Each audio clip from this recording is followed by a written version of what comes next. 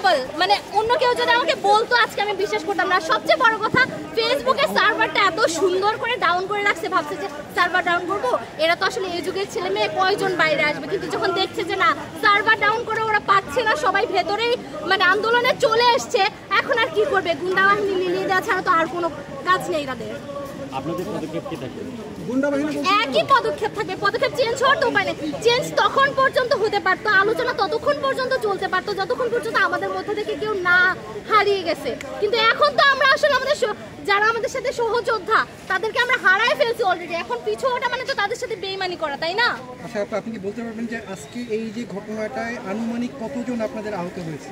আমি বলতে পারবো না, আমি শুধু বলতে পারবো যে আমার সারাউন্ডিংসে আমি যতগুলো দেখেছি, আমি 15-20 জনকে আমি দেখেছি। বিশেষ করে 2টা আপুকে দেখলাম আমি এখানে বুলেট নিয়েও ওরা ভেতরে এসে আটকে গেছে, ওরা যেতে পারছে না মেডিকেলে পর্যন্ত। আপনাদের সিদ্ধান্ত কি? পরবর্তী সিদ্ধান্ত কি? পরবর্তী সিদ্ধান্ত সমন্বয়ক যারা আছে তারা জানাই দিবে, কিন্তু আন্দোলন চলতে থাকবে।